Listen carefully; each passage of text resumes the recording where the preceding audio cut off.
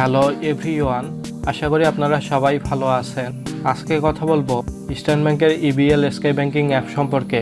EBL sky banking app দিয়ে আপনি fund transfer করতে পারবেন, মোবাইল রিচার্জ করতে পারবেন, বিভিন্ন ধরনের বিল পরিশোধ করতে পারবেন। আজকে এই বিষয়গুলো নিয়ে আলোচনা করব।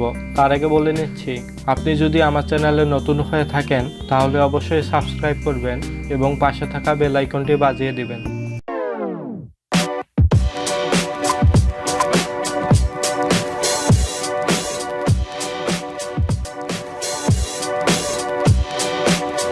EBL sky banking app download করার জন্য প্রথমে প্লে স্টোর থেকে ডাউনলোড করে নেবেন। এখানে সার্চ অপশনে লিখবেন ইবিএল স্কাই ব্যাংকিং। এরপর ইবিএল স্কাই ব্যাংকিং এর অ্যাপটা ডাউনলোড করে নেবেন। এরপর ওপেন করবেন। এখানে আসার পর বিভিন্ন ধরনের ফিচার দেখতে পারবেন।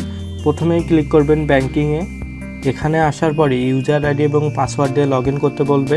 এজন্য প্রথমে আপনারা রেজিস্টার করে নেবেন। এজন্য প্রথমেই new to sky banking register here এখানে ক্লিক করবেন। ক্লিক করার পর অ্যাকসেপ্টে ক্লিক করবেন। এরপর আপনি এখানে দুইটি উপায়ে অ্যাকাউন্ট তৈরি করতে পারবেন, কার্ড এবং অ্যাকাউন্ট নাম্বার দিয়ে। কার্ড দিয়ে ইনস্ট্যান্ট অ্যাকাউন্ট তৈরি করতে পারবেন। আপনি যদি অ্যাকাউন্ট নাম্বার দিয়ে ইবিএল স্কাই ব্যাংকিং অ্যাকাউন্ট তৈরি করতে চান, আপনার অ্যাকাউন্টে অ্যাক্টিভ হতে 24 ঘন্টা সময় লাগবে। এরপর আপনি কার্ডে ক্লিক করবেন। কার্ডে ক্লিক করার পর এখানে mobile number, card expire date এবং ওটিপি চ্যানেল সিলেক্ট করার পর সাবমিটে ক্লিক করবেন। আমার অলরেডি অ্যাকাউন্ট তৈরি করা আছে। অ্যাকাউন্ট তৈরি করার পর আপনি এখানে ইউজার আইডি এবং পাসওয়ার্ড দিয়ে অ্যাকাউন্ট লগ ইন করবেন। লগ ইন করার পর এরকম একটা ইন্টারফেস দেখতে পারবেন। আপনি যদি ব্যালেন্স চেক করতে চান, এর জন্য অ্যাকাউন্টে ক্লিক করবেন। অ্যাকাউন্টে ক্লিক করার পর current and savings account information এখানে ক্লিক করবেন। এখানে ক্লিক করার পর অ্যাকাউন্ট নাম্বারে ক্লিক করবেন। এরপরেই আপনি আপনার ব্যালেন্সটা দেখতে পারবেন। আপনি যদি আপনার অ্যাকাউন্টের অথবা প্রিপেড কার্ডের সর্বশেষ 5টা ট্রানজ্যাকশন দেখতে চান, এজন্য লাস্ট 5 ট্রানজ্যাকশনে ক্লিক করবেন। অ্যাকাউন্ট নাম্বারে ক্লিক করার পর আপনি এখানে আপনার লাস্ট 5 ট্রানজ্যাকশন দেখতে পারবেন। আপনি যদি EBL sky banking account prepaid card দিয়ে তৈরি করেন, তাহলে আপনি কোনো ফান্ড ট্রান্সফার করতে পারবেন না। আপনি শুধু ব্যালেন্স চেক করতে পারবেন এবং সর্বশেষ 5টা ট্রানজ্যাকশন দেখতে পারবেন এবং মোবাইল রিচার্জ করতে পারবেন। আপনি যদি অ্যাকাউন্ট নাম্বার দিয়ে ইবিএল স্কাই ব্যাংকিং অ্যাকাউন্ট তৈরি করেন, তাহলে আপনি এখান থেকে ফান্ড ট্রান্সফার করতে পারবেন। ইস্টার্ন ব্যাংক টু ইস্টার্ন ব্যাংকে ফান্ড ট্রান্সফার করতে পারবেন, মোবাইল রিচার্জ করতে পারবেন। আপনি যদি ফান্ড ট্রান্সফার করতে চান, এই জন্য ফান্ড ট্রান্সফারে ক্লিক করবেন। আপনি যদি ইস্টার্ন ব্যাংক টু ইস্টার্ন ব্যাংকে ফান্ড ট্রান্সফার করতে চান, এজন্য ইবিএল অ্যাকাউন্ট ট্রান্সফারে ক্লিক করবেন। আপনি যদি অন্য কোনো ব্যাংকে ফান্ড ট্রান্সফার করতে চান, এজন্য আদার ব্যাংকে ক্লিক করবেন। আপনাকে ফান্ড ট্রান্সফার করার আগে আপনাকে প্রথমে ফান্ড ট্রান্সফার বেনিফিশিয়ারি অ্যাড করতে হবে। এজন্য প্রথমেই আপনাকে ফান্ড ট্রান্সফার বেনিফিশিয়ারি অ্যাড এখানে ক্লিক করতে হবে। এরপরে অ্যাকাউন্ট টাইপ সিলেক্ট করবেন। এরপরে আপনি এখানে রিসিভার নেম দেবেন। এরপরে আপনি এখানে অ্যাকাউন্ট নাম্বার দিবেন।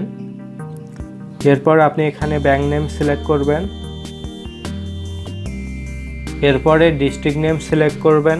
এরপরে ব্রাঞ্চ নেম সিলেক্ট করবেন। উপরে সব কিছু সিলেক্ট করার পর এখানে রাউটিং নাম্বারটা অটোমেটিক নিয়ে নেবে। এরপর আপনি এখানে বেনিফিশিয়ারি নেম লিখবেন। এরপর আপনি এখানে সাবমিটে ক্লিক করবেন। এরপর ডানে ক্লিক করবেন। এরপর আপনি যদি ওই অ্যাকাউন্টে ফান্ড ট্রান্সফার করতে চান, এজন্য এগেইন আপনি ফান্ড ট্রান্সফারে ক্লিক করবেন। এরপর আপনি আদার ব্যাংক অ্যাকাউন্টে সিলেক্ট করবেন। এরপর আপনি এখানে অ্যাকাউন্ট নাম্বার সিলেক্ট করবেন। এরপর বেনিফিশিয়ারি নেম সিলেক্ট করবেন। বেনিফিশিয়ারি নেম সিলেক্ট করার পর এখানে অটোমেটিক সব কিছু ডিটেক্ট করবে। এরপর আপনি এখানে কত টাকা পাঠাতে চাচ্ছেন অ্যামাউন্টে এখানে টাইপ করবেন।